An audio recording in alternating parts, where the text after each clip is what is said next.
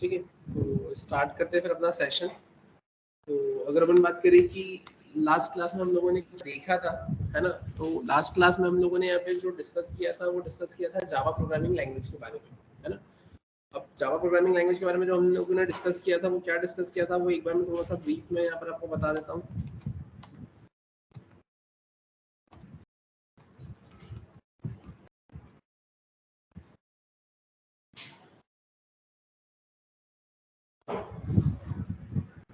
ठीक है, तो अगर अपन बात करें सबसे पहले इनिशियली हमने देखा था लैंग्वेज मतलब क्या होता है। तो लैंग्वेज मतलब आप सिंपली ऐसा बोल सकते हो कि language act as a medium of communication.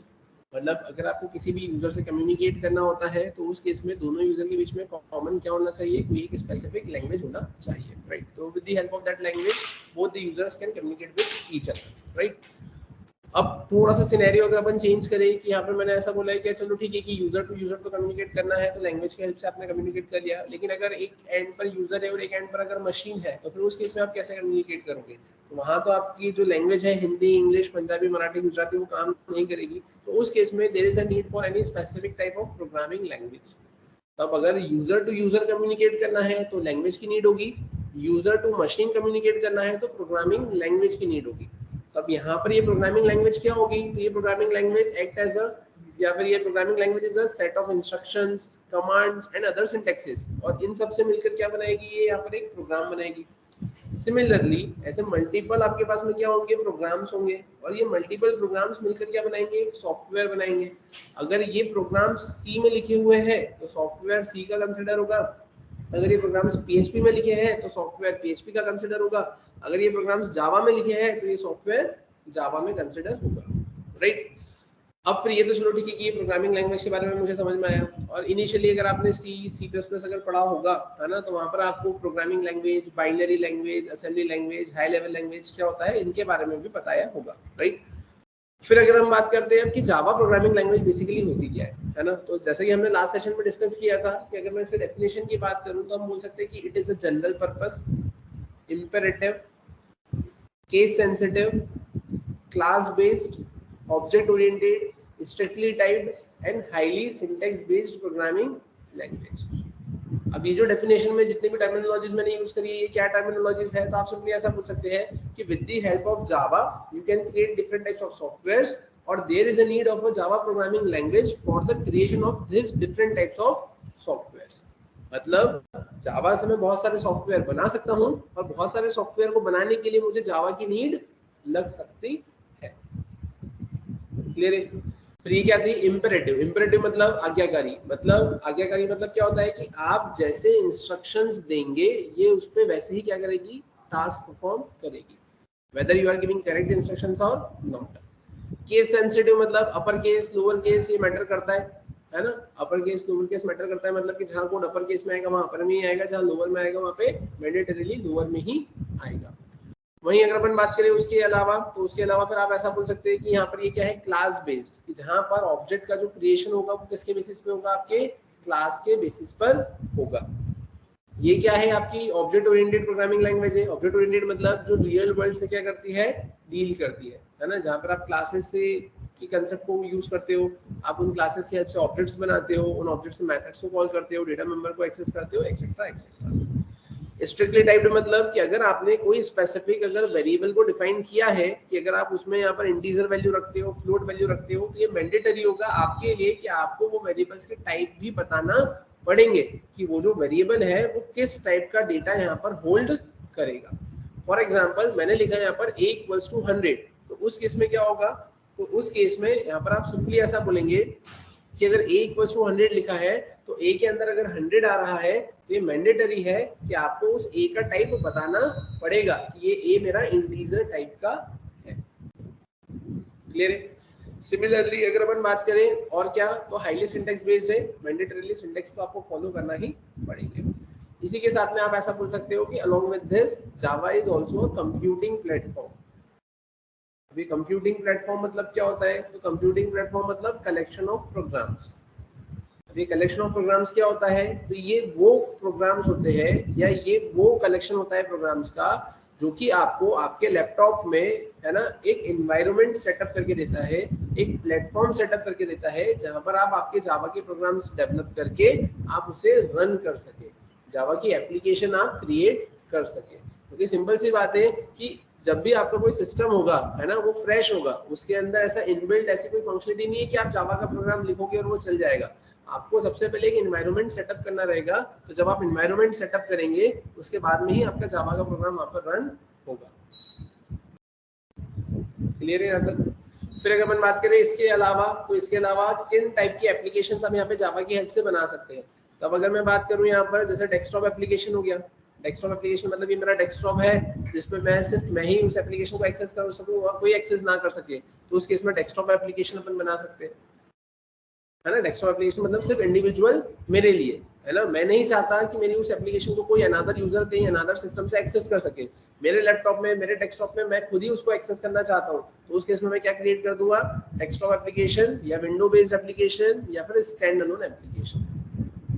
लेकिन मैं ऐसा चाहता हूँ कि यार मेरी एप्लीकेशन ऐसे फेसबुक जैसी हो, है ना, इंस्टाग्राम जैसी हो, है ना, कोई आप कॉलेज की वेबसाइट जैसी हो, स्कूल की वेबसाइट जैसी हो, है ना, कोई ई कॉमर्स साइट जैसी हो, तो फिर उस केस में अपन वेब एप्लीकेशन पर जाते हैं। वेब एप्लीकेशन मतलब कि जो with the help of laptop, desktop, है ना, इंटरनेट की हेल्प से क्या होती है, ओपन होती है, जहाँ पर आप लॉगिन कर सकते हो, रजिस्ट्रेशन कर सकते हो, अपना डेटा फीड कर सकते हो, इन्फॉर्मेशन देख सकते हो, प्रोडक्ट परचेज कर सकते हो, एक्सेट्रा एक्सेट्रा। तो उस केस में आप किसका यूज करते हो, यहाँ पे वेब एप्लीकेशन का यूज करते हो, या इन शॉर्ट आप ऐसा बोल सकते हो कि वो वेब एप्लीकेशन भी आप जावा से यहाँ पर बना सकते हो। उसके अलावा अगर अपन बात करें तो आप ऐसा बोल सकते हो कि जैसे आपको थोड़ी सी ज्यादा सिक्योरिटी वाली एप्लीकेशन चाहिए, आपने बोला कि सर मुझे तो गूगल पे जैसा, फोन पे जैसा, है ना, कुछ इंटरनेट बैंकिंग जैसा, कुछ ट्रांजैक्शन के लिए बैंकिंग एप्लीकेशन बनाना है जहाँ पे पैसों का लेन देन होता है, तो फिर उस केस में आप इंटरप्राइज एप्लीकेशन पर जाते हैं जो कि डिस्ट्रीब्यूटेड होती है नेचर में, जिसको यूजर अलग अलग जगह से एक्सेस कर सकता है विद हाई सिक्योरिटी। तो उस केस में आप किस पे जाते हैं, ईजेएस पर जाते हैं। बोले तो इंटरप्राइज मतलब ईजेएस या ईजेबी जिसमें आप यूज करेंगे इंटरप्राइज एप्लीकेशन के अंदर।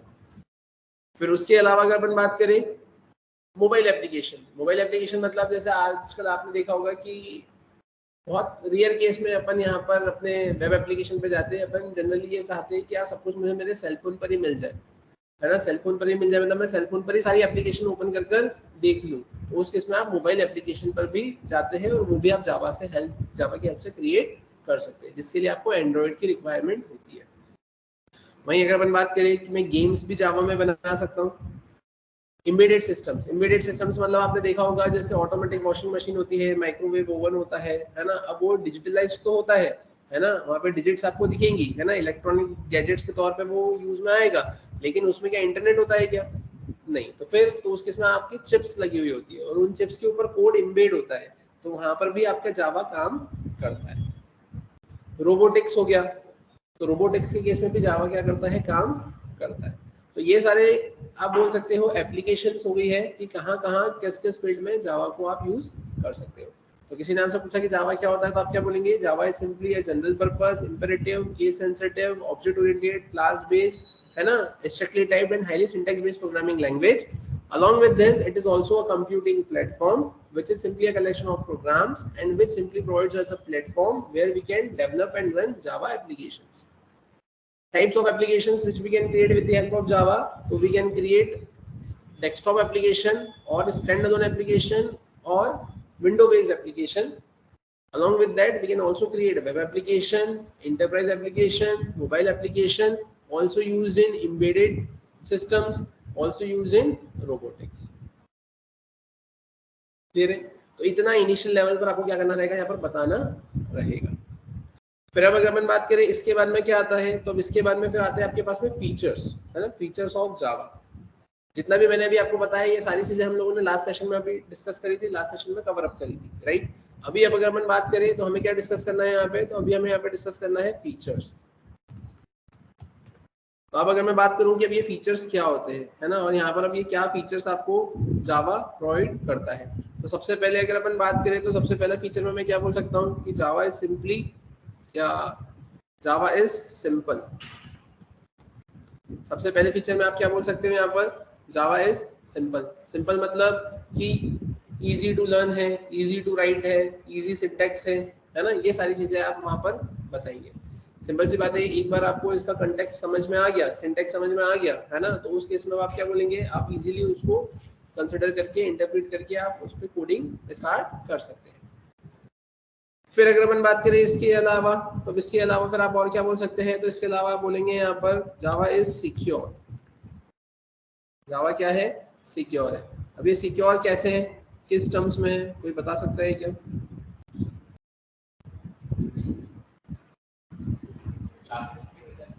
मतलब ग्लोबल डेटा शेयर नहीं होता होगा इसमें? नहीं होता है, मल्टीपल ऑब्जेक्ट्स रहेंगे आपके, तो मल्टीपल ऑब्जेक्ट्स डेटा शेयर कर सकते हैं। सिक्योरिटी के पॉइंट ऑफ व्यू से अगर अपन बात करें तो आप ऐसा बोल सकते हैं कि अगर आपने C++ पढ़ा होगा, C++ पढ़ा है सभी ने, अब C++ अगर आप सभी ने पढ़ा है तो फिर उस केस में आपने C भी पढ़ा होगा, आपने पॉइंटर का कंसेप्ट भी पढ़ा होगा। पॉइंटर का कंसेप्ट क्या होता है, तो pointer is a variable which can hold the address of another same type of variable. Pointer एक ऐसा वेरिएबल होता है जो कि एड्रेस होल्ड करके रखता है। अब पॉइंटर रिप्रेजेंट क्या करता है, तो पॉइंटर की अगर मैं बात करूं तो पॉइंटर मेरे डेटा के एड्रेस को रिप्रेजेंट करता है, मेरे वेरिएबल के एड्रेस को रिप्रेजेंट करता है। अब अगर आपको आपके डेटा के एड्रेस के बारे में पता होगा तो आपका डेटा सिक्योर होगा क्या? नहीं। मैंने अगर ऐसा बोला कि यहाँ से बाहर निकल के 2 क्लासरूम के बाद में जो एक क्लासरूम आएगा वहां पर एक बॉक्स रखा हुआ है, उसमें 20 kg गोल्ड है, मैंने क्या बता दिया, मैंने डेटा भी बता दिया, मतलब वैल्यू भी बता दी, और मैंने उसका एड्रेस भी बता दिया, तो अब डेटा सिक्योर है क्या? नहीं। सिमिलरली C और C++ में भी क्या होता है, पॉइंटर का कंसेप्ट होता है जिसकी वजह से डेटा वहां पे इतना ज्यादा सिक्योर नहीं हो पाता है। उसी लिमिटेशन को जावा ने क्या कर दिया है, ओवरकम किया है, और जावा ने ये बोला है कि मैं यहाँ पर एक्सप्लिसिट पॉइंटर का कंसेप्ट यूज नहीं करूंगा, मैं इम्प्लिसिट पॉइंटर का कंसेप्ट यूज करूंगा। अब इम्प्लिसिट का कंसेप्ट क्यों यूज करूंगा, सिंपल सी बात है, अगर कोई डेटा है, कोई वैल्यू है, तो उसको कहीं ना कहीं तो स्टोर करना ही पड़ेगा ना, आप हवा में तो रख नहीं सकते हो, तो कहीं ना कहीं तो रखोगे, तो कहीं ना कहीं तो एड्रेस होगा। बस ज्यादा से ज्यादा ये होगा कि यूजर डायरेक्टली उसको एक्सेस नहीं कर सकता। मतलब मैंने आपको ये बोला कि इंदौर का जितना भी एरिया है, आप ग्राफ पर जाकर चेक करेंगे कि इंदौर का जितना भी एरिया है, तो उस पूरे एरिया में 1 किलोमीटर नीचे अगर आप डिग करते हैं, गड्ढा खोदते हैं, है ना, तो वहां पर 50 kg गोल्ड रखा हुआ है, आप निकाल सकते हैं तो आप निकाल लें। तो अब इस केस में क्या हुआ, मैंने वैल्यू भी बता दी, मैंने आपको एक रेफरेंस भी दे दिया, एक हिंट भी दे दी एड्रेस के बारे में कि इंदौर का जितना एरिया है उसमें 1 किलोमीटर नीचे, तो आप कहाँ कहाँ डिग करेंगे, पॉसिबल ही नहीं है।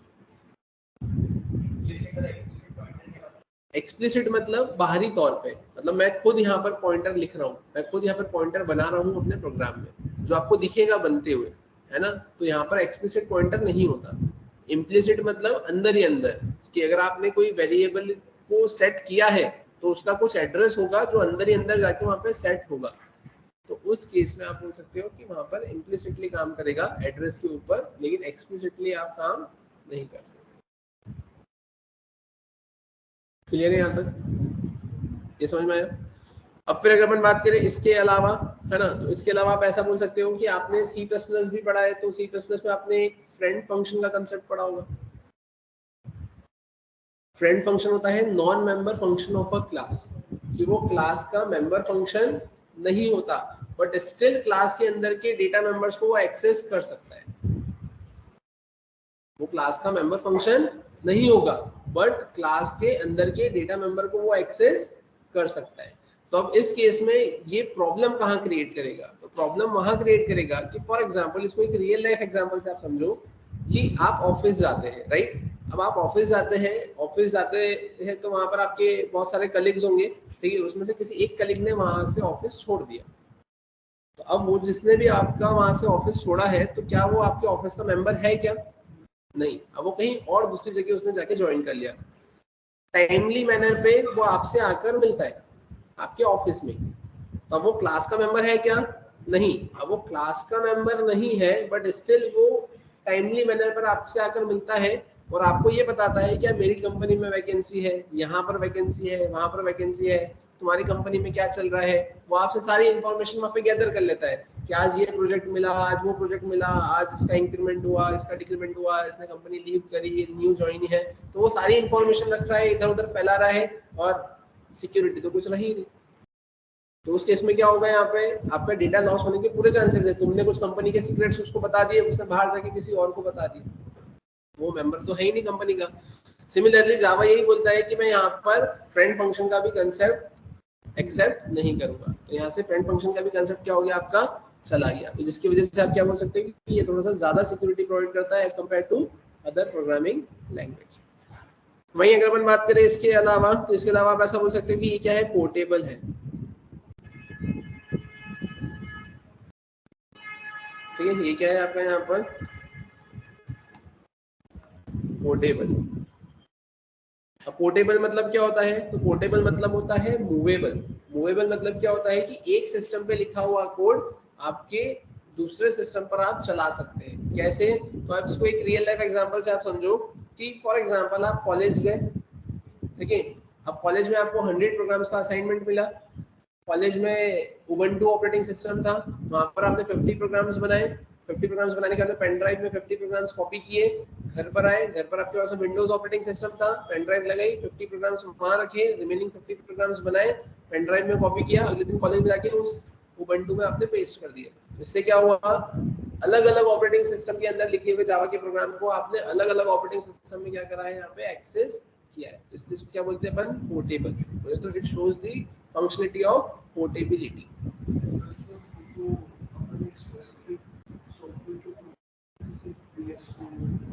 नहीं, भले ही आप VS कोड वगैरह किसी पे भी बनाओगे, वो तो सिर्फ एक इंटरमीडिएट हो गया, एक लिखने का प्लेटफॉर्म हो गया, है ना। लेकिन है तो आपका सोर्स कोड जावा में ही ना, है ना, मतलब वो है तो आपका जावा में। मतलब कैसे कि पोर्टेबिलिटी मतलब क्या, पोर्टेबिलिटी मतलब पोर्टेबल। पोर्टेबल मतलब कि एक जगह लिखा हुआ दूसरी जगह चल जाए। मैंने उधर प्रोग्राम लिखा, कॉपी पेस्ट किया और मैंने इधर चला लिया। ये कोड तो सिर्फ एक बोल सकते हो एडिटर है कि वो सिर्फ आपको एक लुक एंड फील दे रहा है कि आप उस पर लिख लो। वही जावा का प्रोग्राम आप वर्ड पैड पे भी लिख सकते हो, उसी को आप नोट पैड पे भी लिख सकते हो, उसी को आप इंटेलिजेंट आईडिया पे भी लिख सकते हो, एक्लिप्स पे भी लिख सकते हो, नेटबीन्स पे भी लिख सकते हो। अभी अपन जो बात कर रहे हैं वो सिर्फ सोर्स कोड की बात कर रहे हैं कि आप उसको मूव कर सकते हो एक जगह से दूसरी जगह, ठीक है। फिर इसके बाद में अगर अपन बात करें तो फिर अब क्या आता है, तो अब इसके बाद में आता है फिर आपके पास में प्लेटफॉर्म इंडिपेंडेंट। ठीक है, अपन यहाँ पर क्या बोलेंगे, जावा क्या है यहाँ पर आपका, तो जावा यहाँ पर आपका है प्लेटफॉर्म इंडिपेंडेंट। अब ये प्लेटफॉर्म इंडिपेंडेंट मतलब क्या होता है, तो प्लेटफॉर्म इंडिपेंडेंट मतलब आप ऐसा बोल सकते हो यहाँ पे, जैसे अगर आप सी की बात करो या आप C++ की बात करो, तो सी और C++ में आपने क्या देखा था कि वो दोनों ही क्या है, प्लेटफॉर्म डिपेंडेंट।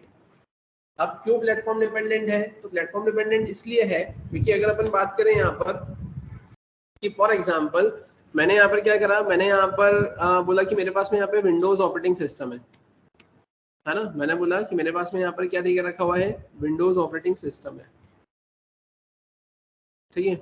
और यहाँ पर मैंने बोला कि यहाँ पर मेरे पास में लाइनक्स है ना। अगर अपन जावा की बात करें तो मैंने बोला कि अब मैं यहाँ पे क्या करूंगा, तो मैं यहाँ पर लिखूंगा सोर्स कोड।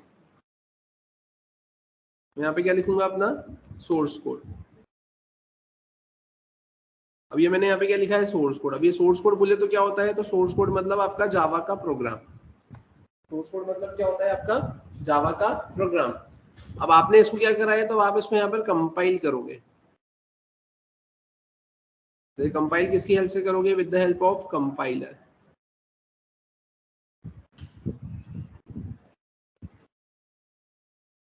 है ना। आप इसको क्या करोगे, कंपाइलर की हेल्प से क्या करोगे, कंपाइल करोगे। और कंपाइलर की हेल्प से कंपाइल करोगे तो कंपाइलर क्या क्रिएट कर देगा आपको, तो कंपाइलर यहाँ पर आपको क्रिएट कर देगा बाइट कोड।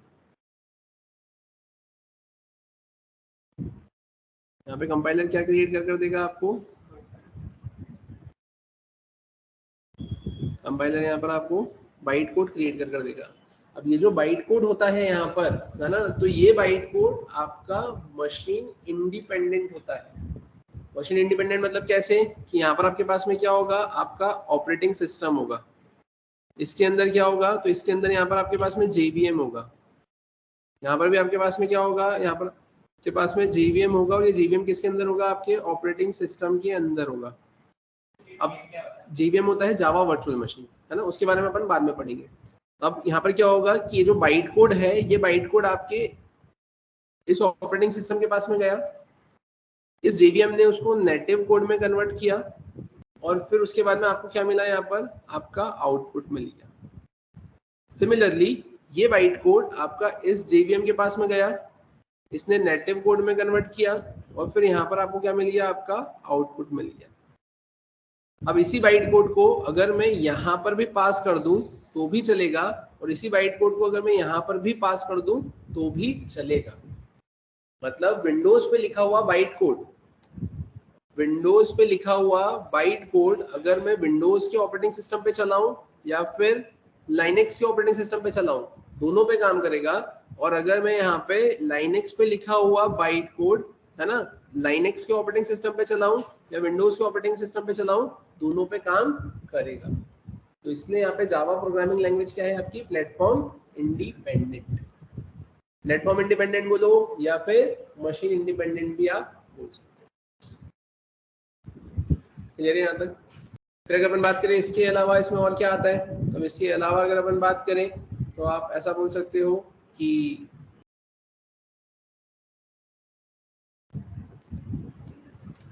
ठीक है,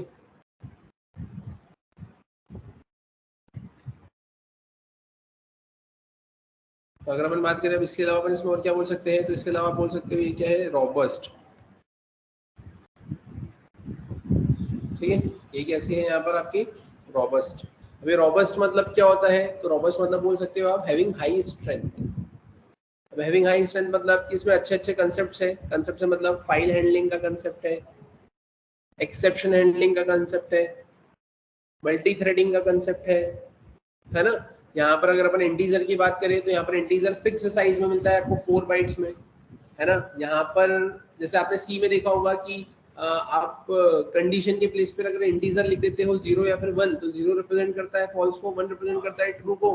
कंपाइलर 2 बाइट का हुआ तो इंटीजर 2 बाइट का होगा, कंपाइलर 4 बाइट का हुआ तो इंटीजर 4 बाइट का होगा। लेकिन यहाँ पर ऐसा नहीं होता, यहाँ पर इंटीजर 4 बाइट मतलब 4 बाइट का ही होगा, और इंटीजर इंटीजर का ही काम करेगा। 0 और 1 मतलब ट्रू और फॉल्स ये रिप्रेजेंट करने का काम नहीं करेगा।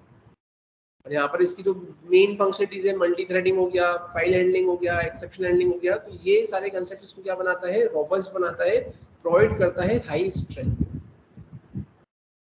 क्लियर है यहाँ तक?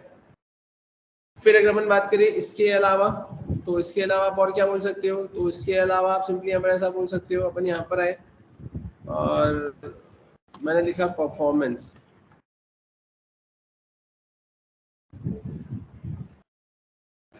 ठीक है, तो अब अगर अपन बात करें परफॉर्मेंस की, तो परफॉर्मेंस के केस में आप क्या बोल सकते हो, तो इसकी जो परफॉर्मेंस होती है ना, वो एकदम भी लो या एकदम भी हाई नहीं होती है। इसकी परफॉर्मेंस मॉडरेट होती है as compare to C++ applications. अब कैसे, तो आप सिंपली ऐसा बोल सकते हो कि जैसा आपने जब सी पढ़ा होगा तो वहां पर आपने पढ़ा होगा कि there is a need for the translator for converting high level language into machine language, compiler and interpreter, है ना। कंपाइलर और इंटरप्रेटर का वहाँ पे यूज करते हो। वहाँ पर आप ऐसा बोलते हो कि कंपाइलर कंपाइल करता है पूरे कोड को एक ही बार में, और इंटरप्रेटर लाइन बाय लाइन उसको क्या करने का काम करता है, इंटरप्रेट करने का काम करता है। ऐसा अपन बोलते हैं, है ना। अब अगर अपन बात करें जावा की, तो जावा के केस में आप ऐसा बोल सकते हो कि जावा के अंदर कंपाइलर भी यूज होता है और इंटरप्रेटर भी यूज होता है। और जब दोनों ही अगर यहाँ पे यूज होंगे तो डेफिनेटली स्पीड पर कुछ ना कुछ तो फर्क पड़ेगा। तो क्या इसकी स्पीड सी और C++ की एप्लीकेशन से भी कम है क्या? नहीं, उससे तो ज्यादा है। क्यों? क्योंकि C++ की अगर अपन बात करें तब अपन देखते थे कि वहां पे पाइथन में इंटरप्रेटर यूज होता था कि वो रॉ डेटा को गेट करता था और इंटरप्रेट करता था। लेकिन जावा के अंदर यहाँ पर आपके पास में जो इंटरप्रेटर है उसमें जो आपको कोड मिलेगा वो प्रोसेस्ड कोड मिलेगा, मतलब एरर फ्री कोड मिलेगा। आपको सिर्फ उसको क्या करना है, लाइन बाय लाइन इंटरप्रेट ही करना है। और उसकी भी इफिशिएंसी को बढ़ाने के लिए यहाँ पर जावा के अंदर JIT, मुझे तो just in time compiler available है, जो कि ये देखता है कि अगर सेम कोड वापस से इंटरप्रेट होने के लिए आया है तो मुझे इसको क्या करना है, यहाँ पे नेटिव कोड में कन्वर्ट करना है अपने इंटरप्रेटर की फंक्शनलिटी को इनहेंस करने के लिए।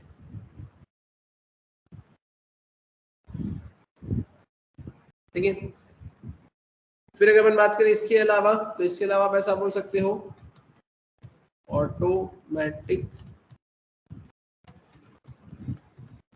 मेमोरी मैनेजमेंट, है ना। इसमें क्या है, यहाँ पर ऑटोमेटिक मेमोरी मैनेजमेंट है। अभी ऑटोमेटिक मेमोरी मैनेजमेंट मतलब क्या? तो ऑटोमेटिक मेमोरी मैनेजमेंट मतलब आप सिंपली ऐसा बोल सकते हो कि जैसे आपने सी पढ़ा होगा, है ना? तो सी के केस में आपने क्या देखा होगा? तो सी के केस में आपने देखा होगा कि एक कॉमन एग्जांपल आपने देखा होगा एरे के टर्म्स में, है ना? एक कॉमन एग्जांपल आपने देखा होगा किसके टर्म्स में? एरे के टर्म्स में, कि जहां पर आप लिखते थे इंट ARR 50 और आप ऐसा बोलते थे कि अगर मैंने इंट ARR 50 लिखा है तो उस केस में क्या होगा कि यहाँ पे 50 ब्लॉक्स अलोकेट हो जाएंगे, है ना? अब भले ही आपको 4 ब्लॉक यूज करना है, 5 ब्लॉक यूज करना है, 10 ब्लॉक यूज करना है, जितने ब्लॉक यूज करना है आप उतने ब्लॉक यूज करें, ऐसे ही होता था, ठीक है। बट अगर अपन बात करें यहाँ पर कि उसी कंसेप्ट को थोड़ा सा और मॉडिफाई किया गया टाइम के अकॉर्डिंगली, और फिर वहाँ पे सी में भी आपने डायनेमिक मेमोरी एलोकेशन का कंसेप्ट देखा था, जिसमें आप मेलॉक, कैलॉक, रियलॉक और फ्री का यूज करते थे। सिमिलरली अगर हम जावा की बात करें तो जावा में आपके पास में ऑटोमेटिक मेमोरी मैनेजमेंट का कंसेप्ट है।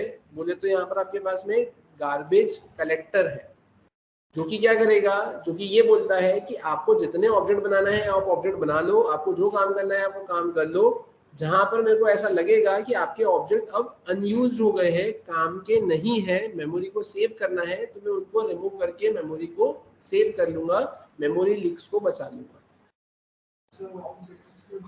नहीं, वो हट जाएगा।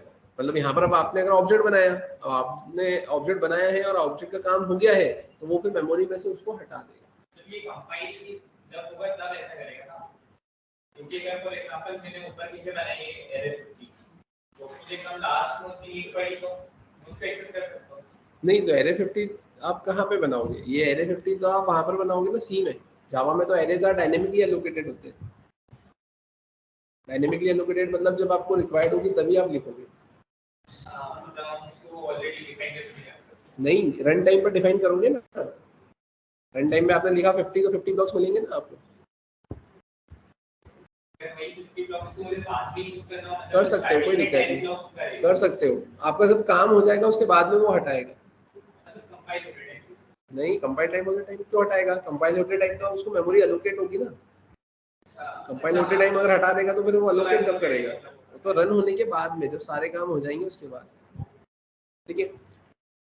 तो यहाँ पर आपके पास में क्या होता है? गार्बेज कलेक्टर होता है आपकी मेमोरी को मैनेज करने के लिए। ये क्लियर है सभी को? फिर अगर अपन बात करें अब इसके अलावा अपन इसमें और क्या बोल सकते हैं, तो इसके अलावा आप ऐसा बोल सकते हो कि ये क्या है, आपकी ऑब्जेक्ट ओरिएंटेड है ना। ऑब्जेक्ट ओरिएंटेड के साथ में आप क्या बोलोगे इसको? ये क्या है आपका यहाँ पर? क्लास बेस्ड बोल सकते हैं अपन ऐसा, ठीक है। फिर उसके अलावा आप और क्या बोल सकते हो इसमें? इसमें अपन और क्या बोल सकते हैं? यहाँ पर आपके पास में जो कंसेप्ट आता है वो मल्टी थ्रेडिंग का, ठीक है। अब मल्टी थ्रेडिंग बोलो या फिर आप बोलो मल्टी टास्किंग। जावा क्या है यहाँ पर? मल्टी टास्किंग है। अब मल्टी टास्किंग मतलब क्या होता है? तो मल्टी टास्किंग मतलब आप ऐसा बोलोगे कि यहाँ पर ये मल्टीपल टास्क है ना at the same time perform कर सकता है। अब ये जो मल्टीपल टास्क होते हैं ये भी डिपेंड करता है कि इफ मल्टी टास्किंग है ना जो हो रही है, अगर ये प्रोसेस के बेसिस पे हो रही है तो वो कहलाता है मल्टी प्रोसेसिंग, और अगर यही मल्टीपल टास्क अगर थ्रेड के बेसिस पे हो रहा है तो कहलाता है मल्टी थ्रेडिंग। और मल्टी थ्रेडिंग क्या होता है, मल्टी प्रोसेसिंग क्या होता है, ये अपन सब आने वाले सेशंस में देखेंगे। यहाँ तक क्लियर है सभी को? इसमें किसी को कोई दिक्कत? अगर किसी ने आपसे पूछा कि यहाँ पर फीचर्स क्या है तो आप क्या बोलेंगे? Simple, secure, portable, platform independent, robust, performance, है ना, automatic memory management, object oriented, class based और मल्टी टास्किंग, राइट। तो अभी अगर अपन बात करें कि अभी तक हमने जो सेशन में कवर अप किया है उसमें क्या क्या कवर अप किया है? लैंग्वेज मतलब क्या होता है, प्रोग्रामिंग लैंग्वेज मतलब क्या होता है, जावा प्रोग्रामिंग लैंग्वेज मतलब क्या होता है, types of applications which we can create with the help of Java, और फीचर्स ऑफ जावा। क्लियर है यहाँ तक? अब फिर अगर अपन बात करें इसके बाद में क्या आता है, तो अब इसके बाद में आप सिंपली ऐसा बोल सकते हो कि इसके बाद में आती है इसकी हिस्ट्री, है ना, कि जावा की हिस्ट्री क्या थी, है ना, जावा कैसे एग्जिस्टेंस में आया। तो अब अगर अपन बात करें इसकी हिस्ट्री की तो ध्यान से देखना,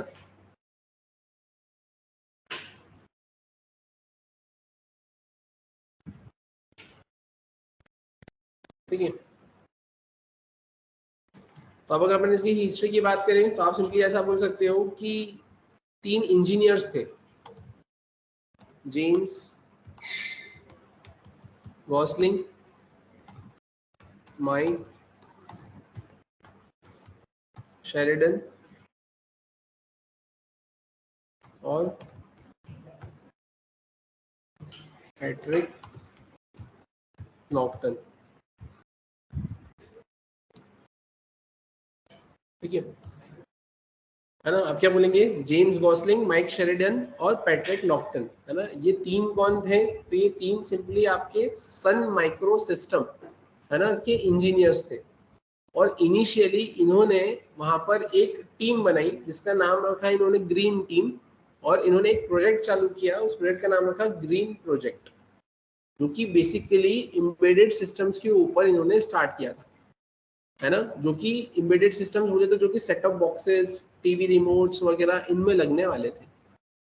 लेकिन इनका ये जो मार्केट था ये धीरे धीरे क्या होने लगा, डाउन होने लगा, है ना। इन्होंने ये जो ये ग्रीन टीम वाला कंसेप्ट जो इन्होंने ओरिजिनेट किया, है ना, इन्होंने यहाँ पे ये जो ये ग्रीन प्रोजेक्ट नाम से जो इन्होंने यहाँ पर करा, अपना ग्रीन प्रोजेक्ट नाम से जो इन्होंने इनका जावा का प्रोजेक्ट जो स्टार्ट किया बेसिकली एम्बेडेड सिस्टम्स के लिए, है ना, तो ये धीरे धीरे क्या होने लगा, डाउनग्रेड होने लगा।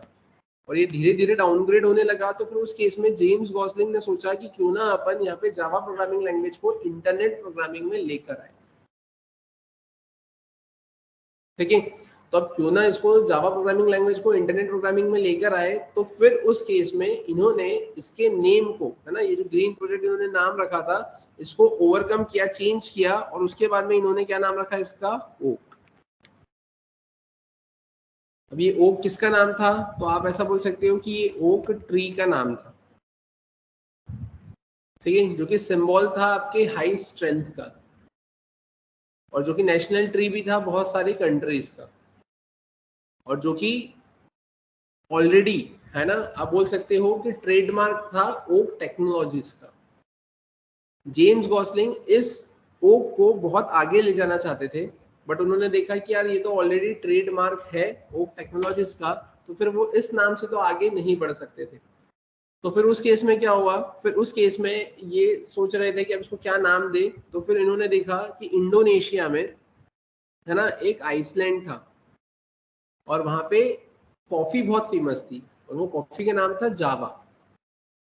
और वो जावा कॉफी बहुत ज्यादा फेमस थी, तो इसलिए इन्होंने उस जावा कॉफी के बेसिस पर, है ना, इसका नाम क्या रखा, जावा। उस केस में, इसके नाम के केस में आप बोल सकते हो कि सिल्क भी था प्रेफरेंस में, डायनामिक भी था प्रेफरेंस में, बट इन्होंने उस आइसलैंड पर जो जावा कॉफी जो फेमस थी, तो उसके बेसिस पे इसका नाम क्या रखा, यहाँ पर जावा रखा। और तभी आप देखेंगे कि इसका जो सिंबल होता है ना, वो कैसा होता है, एक कप ऑफ कॉफी ऐसा होता है। क्लियर है, यहाँ तो समझ में आया। ठीक है, अब फिर अगर अपन बात करें कि चलो ये तो ऐसा हुआ, और ये कब हुआ, ये हुआ आपका 1995 में। इन्होंने ये जो सब कुछ प्रोसेस चालू करी थी वो 1991 अप्रॉक्स में चालू करी थी, और ये जो हुआ ये सब हुआ 1995 में। उस टाइम पे यहाँ पर जो जावा था वो बहुत ही पॉपुलर और फेमस प्रोडक्ट के तौर पे 1995 में एग्जिस्टेंस में आया। हाँ, बनी कैसे, बनी कैसे मतलब, इसके सब सिंटैक्सेस होते हैं, सिंटैक्सेस होते हैं मतलब ऐसा आप बोल सकते हो कि इनिशियली जैसे आपने सी प्रोग्रामिंग लैंग्वेज पढ़ा होगा, राइट। तो अब जैसे अगर अपन सी की बात करें, तो सी में आपने देखा होगा कि आप इंग्लिश लाइक स्टेटमेंट में इंस्ट्रक्शंस लिखते हैं, है ना। उसके भी पहले अगर अपन बात करें तो अपन असेंबली लैंग्वेज की बात करते हैं, जहाँ पर आप डेमोनिक्स कोड का यूज करते हो। उसके भी पहले अगर अपन बात करें तो आप बाइनरी लैंग्वेज की बात करते हैं, जहाँ पर आप 0-1 में इंस्ट्रक्शंस लिखते हो। तो जो आपका ओरिजिनेशन हुआ, ओरिजिनेट हुआ प्रोग्रामिंग लिखने का, वो हुआ था बाइनरी लैंग्वेज से 0-1 के फॉर्म में, यहाँ पर आप सिग्नल्स देते थे, है ना, इन आउट देते थे, आप ट्रू फॉल्स देते थे, इलेक्ट्रिक सिग्नल्स पास करते थे, 0-1 देते थे। अब 0-1 के केस में ठीक है, आप थोड़ा बहुत लिटिल बिट टास्क तो परफॉर्म करने लगे, लेकिन वो बहुत ज्यादा कॉम्प्लिकेटेड होने लगी।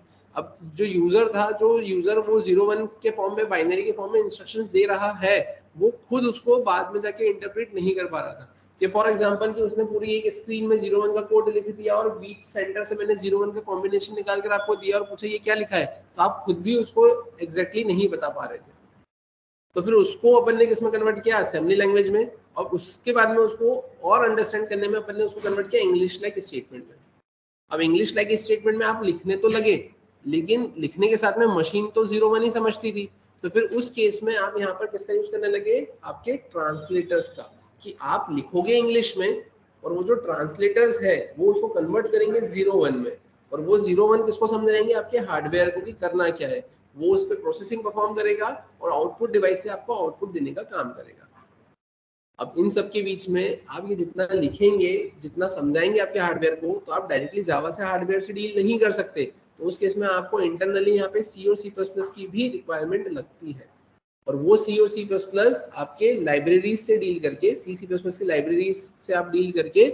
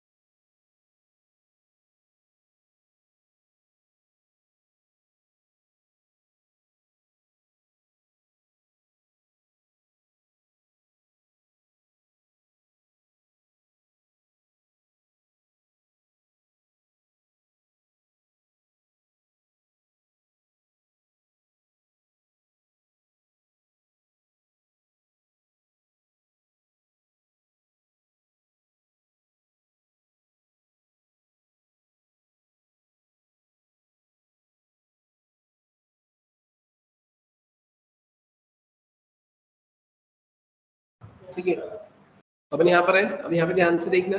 अब जैसा कि आपको दिख रहा है यहाँ पर, तो हमने क्या बोला यहाँ पर, ये सबसे पहले क्लास लोडर दे के रखा हुआ है। अब ये क्लास लोडर क्या कर रहा है, तो ये क्लास लोडर आपके जेवीएम मेमोरी से कनेक्टेड है, राइट।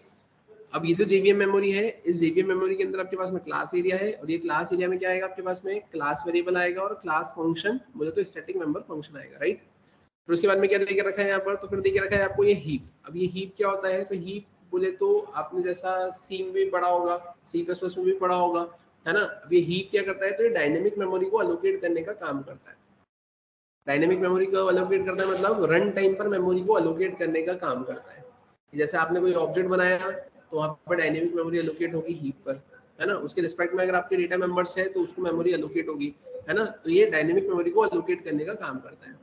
स्टैक क्या करता है, तो ये स्टैक आपके लोकल वेरिएबल्स को, है ना, लोकल फंक्शन के रेफरेंस को क्या करके रखता है, होल्ड करके रखने का काम करता है। ये कैसे काम करता है स्टैक, तो स्टैक आपका लास्ट इन फर्स्ट आउट, है ना, की तरह काम करता है। जैसे आपने देखा होगा ना कि स्टैक के लिए जनरली अपन ऐसा कुछ डायग्राम बनाते हैं, ये ऐसा, लास्ट इन फर्स्ट आउट के पहले ए आया, फिर बाद में बी आया, सी आया, तो पहले अब सी रिमूव होगा और इस टाइप से फंक्शनलिटी परफॉर्म होगी।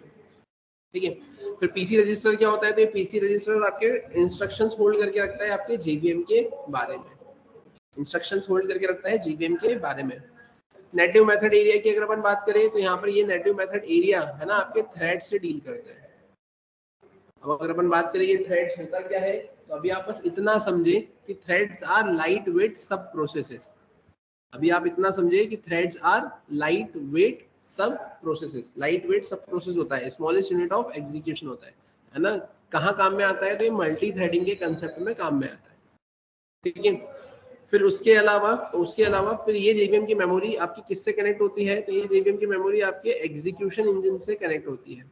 अब ये एग्जीक्यूशन इंजन आपका बहुत इंपॉर्टेंट रोल प्ले करता है, क्योंकि ये होल्ड करके रखता है तीन चीजें।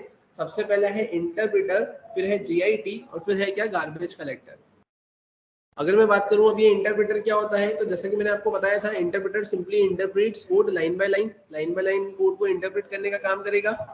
जीआईटी क्या है, तो अब जीआईटी यहाँ पे जस्ट इन टाइम कंपाइलर होता है। जीआईटी क्या है आपका यहाँ पर, जस्ट इन टाइम कंपाइलर। ये क्या करता है, ये आपके इंटरप्रेटर की इफिशियंसी को इंक्रीज करने का काम करता है। अब ये आपके इंटरप्रेटर की इफिशियंसी को इंक्रीज करने का काम करेगा, मतलब कि जो सेम कोड वापस से इंटरप्रेटर के पास में इंटरप्रेट होने के लिए आया है, तो उसको ये नेटिव कोड में खुद से क्या कर देता है, कन्वर्ट करने का काम करता है। क्लियर है। वहीं अगर अपन बात करें गार्बेज कलेक्टर, तो ये क्या करता है, ऑटोमेटिक मेमोरी को मैनेज करने का काम करता है ना। अनरेफरेंस्ड ऑब्जेक्ट को क्या करता है, हटाने का काम करता है। फिर अगर अपन बात करें, अब यहाँ पर इस एग्जीक्यूशन इंजन को रिक्वायर्ड होती है नेटिव लाइब्रेरीज, और ये नेटिव लाइब्रेरीज किसमें लिखी हुई है, सी प्लस में, जो कि किससे डील करता है, आपके हार्डवेयर से डील करता है, जो कि एक इंपॉर्टेंट रोल प्ले करता है आपके जावा को आपके ऑपरेटिंग सिस्टम से कनेक्ट करवाने के लिए। तो ये एग्जीक्यूशन इंजन ये नेटिव लाइब्रेरी से कैसे कम्युनिकेट करेगा, तो with the help of native interface. ये नेटिव इंटरफेस की हेल्प से, है ना, ये इंटरफेसेस की हेल्प से यहाँ पर आपका एग्जीक्यूशन इंजन आपके नेटिव लाइब्रेरी से कम्युनिकेट करने का क्या करता है, काम करता है। तो ये पूरा जो फ्लो है, ये पूरा फ्लो आपके जीवीएम के आर्किटेक्चर का है। कि अगर आपने देखा था स्टार्टिंग में जो मैंने आपको फ्लो बताया था, उसमें बोलने को तो बहुत सिंपल था कि जावा का सोर्स कोड कंपाइलर के थ्रू बाइट कोड में कन्वर्ट होता है।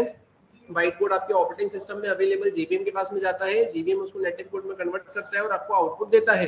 तो लेकिन उसके पीछे वो जो जेवीएम है, तो जेवीएम ये सारे काम वहां पर करता है। जेवीएम अपने अंदर क्लास लोडर को होल्ड करके रखता है, जो कि सिंपली लोड करता है कोड या class with the help of class loader. फिर वो जेवीएम मेमोरी में जाके इन सारी चीजों से डील करता है, एग्जीक्यूशन से इंजन से डील करता है, इंटरप्रेटर जीआईटी गार्बेज कलेक्टर से डील करता है, native interface native library C++ में जो लिखी हुई है उससे कम्युनिकेट करता है। और उसके बाद में फिर यहाँ पे ये जो ये लाइब्रेरीज लिखी हुई है, ये हेल्प करती है उसको नेटिव कोड में कन्वर्ट करने के लिए, और फिर वो operating system specific native code को जनरेट करता है, और फिर आपको आपका आउटपुट वहां पे जनरेट होकर देखने को मिलता है। क्लियर है यहाँ तक।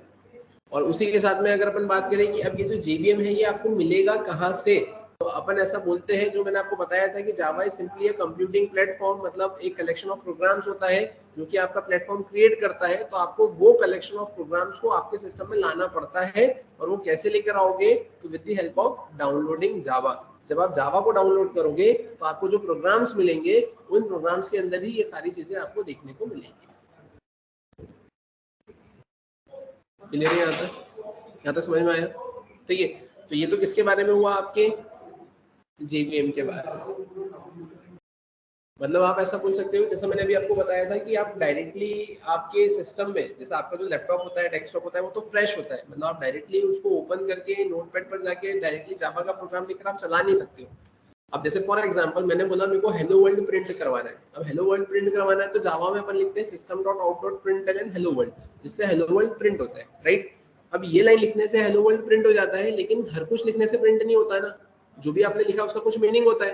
अब आपने लिखा है यहाँ पर सिस्टम, अब ये जो आपने लिखा है यहाँ पर सिस्टम, तो वो सिस्टम का मतलब क्या, तो वो सिस्टम आपकी एक क्लास होती है, हाँ सिंटेक्स। तो अब लेकिन वो सिंटेक्स का भी मीनिंग होता है कि वो जो सिस्टम लिखा है, आउट लिखा है, प्रिंट एलन लिखा है, तो इसकी जो फंक्शनिंग है, इसका डेफिनेशन आपने थोड़ी लिखा है, आपने तो सिर्फ system.out.println हेलो वर्ल्ड लिख दिया। आप चाह रहे हो हेलो वर्ल्ड प्रिंट होकर मिल जाए, लेकिन ये जो पूरी लाइन लिखी है, इसकी वर्किंग कहाँ है, आपने ये तो लिखी नहीं है ना। तो फिर ये लिखी नहीं है, तो फिर ये आपको मिलेगी कहाँ से? तो इसके लिए आपको जावा का प्लेटफॉर्म डाउनलोड करना पड़ेगा, और जब वो डाउनलोड करोगे तब इसकी फंक्शनिंग आपको मिलेगी। कि जब आप ये लिखोगे तो ये इंटरनली इसकी फंक्शनिंग इधर से गेट करेगा, और आपने जो लिखा है उसको मिलाकर आपको आपका आउटपुट जनरेट कर देगा। क्लियर है? समझ में आया? देखिए, तो जब अगर अपन बात करें इसके बाद में फिर क्या आता है, तो इसके बाद में फिर अगर अपन बात करें तो आपके पास में एक कंसेप्ट आता है किसका? आपके टोकन्स का, है ना। अभी तक हमने क्या कवर अप कर लिया है? Language, programming language, Java programming language, types of applications which we can create with the help of Java. फिर हमने फीचर्स देख लिए, अपन ने हिस्ट्री देख ली, हमने जेडीके, जेआरई, जेवीएम देख लिया, एक नॉर्मल फ्लो देख लिया। अब इसके बाद में फिर क्या आता है? तो इसके बाद में आता है आपके पास में कंसेप्ट किसका? आपके टोकन्स का। टोकन्स का कंसेप्ट बताने के बाद में, क्योंकि टोकन्स में अपन क्या कवर अप कर लेंगे? कांस्टेंट क्या होता है, वेरिएबल्स क्या होते हैं, है ना। फिर उसके अलावा अगर अपन बात करें तो आइडेंटिफायर क्या होता है, सेपरेटर्स क्या होते हैं, ऑपरेटर्स क्या होते हैं, है ना। ये सारी चीजें अपन कवर अप करेंगे। फिर डेटा टाइप्स अपन डिस्कस करेंगे, और फिर डिस्कस करेंगे अपन अपने जावा के प्रोग्राम का स्ट्रक्चर। ये दो चीजें कवर अप करने के बाद में आपके पास में फिर यहाँ पर आपकी प्रोग्रामिंग स्टार्ट हो जाएगी। क्लियर है? है ना, बता रहा हूँ, है ना, यहाँ तक समझ में आया? ठीक है, तो अब आज का सेशन अपन यहीं पे स्टॉप करते हैं, इसके आगे का फिर कंटिन्यू करेंगे अपन नेक्स्ट क्लास में। ठीक है, एक सेकेंड।